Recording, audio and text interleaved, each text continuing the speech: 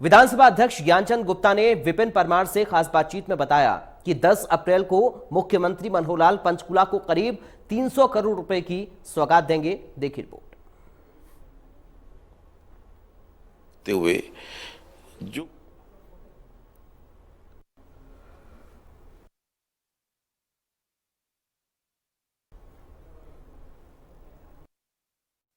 की जिम्मेदारी दी गई तो उस समय तमाम वो मुद्दे इनके सामने थे, चाहे वो चंडीगढ़ में विधानसभा के हक की बात हो, तमाम उन मुद्दों की लड़ाई जो है वो बतौर विधानसभा अध्यक्ष ज्ञानचंद गुप्ता की ओर से लड़ी गई। विधानसभा में ये 90 विधानसभाओं के उन तमाम रिप्रेजेंटेटिव्स के हकों की लड़ाई को भी सुनिश्चित करते हैं कि उनके अधिकार उन्हें मिले। ऐसे में अपनी कॉन्स्टिट्यूएंसी पंचकुला के लेकर भी ध्यान देना बेहद जरूरी है। तो पिछले 7 सालों में पंचकुला में क्या कुछ काम हुए हैं।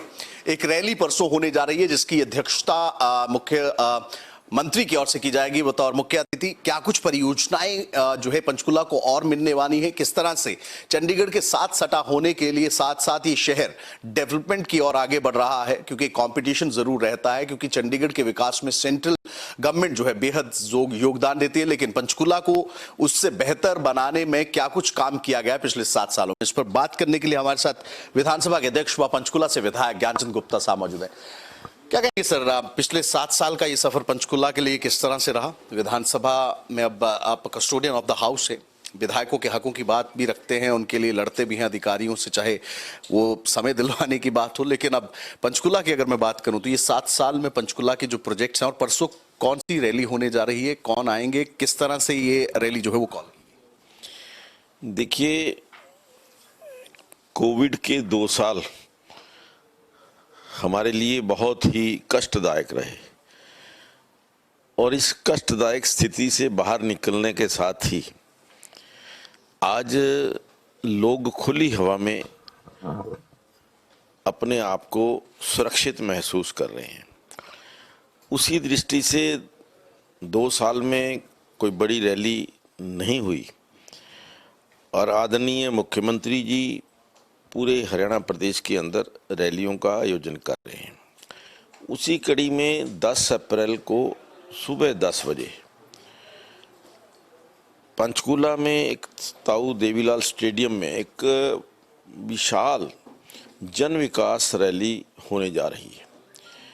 इस रैली में जो पिछले 7 साल की पंचकुला की विकास गाथा है, विकास यात्रा है, वो हम अपने लोगों के सामने जानकारी देंगे, और जो आने वाले समय के अंदर और नए जो विकास के कार्य हैं, लगभग 350 करोड़ रुपए की विकास कार्य, उसका शिलान्यास अथवा उद्घाटन।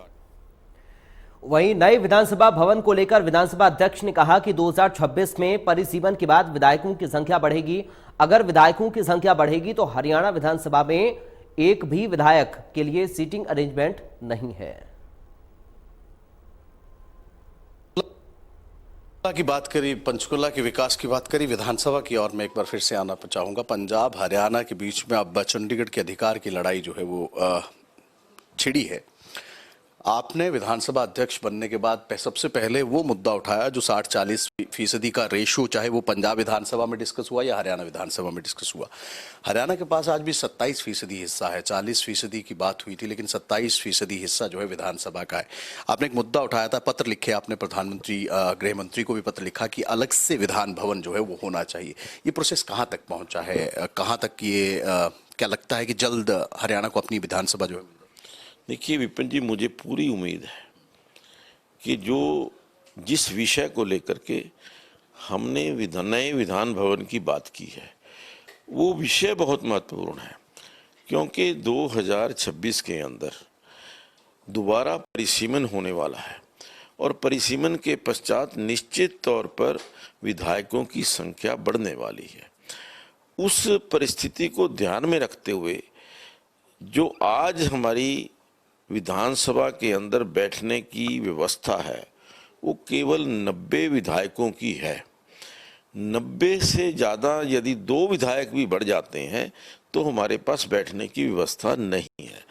उस स्थिति को ध्यान में रखते हुए मैंने एक विषय आदरणीय मुख्यमंत्री जी के सामने रखा, आदरणीय हमारे लोकसभा अध्यक्ष जो हैं उनके सामने रखा, आदरणीय गृह मंत्री अमित शाह जी से भी मेरी चर्चा हुई है और अमित शाह जी को मैंने लिख कर के भी भेजा है कि इसके ऊपर शीघ्र अतिशीघ्र विचार होना चाहिए। और यहाँ चंडीगढ़ के स्तर पर पंजाब के जो हमारे राज्यपाल हैं, चंडीगढ़ के प्रशासक भी हैं, उनसे भी इस विषय को लेकर के 2-3 बार बैठकें हुई हैं और मुझे लगता है कि जल्दी ही इसके अच्छे परिणाम हमें देखने को मिले।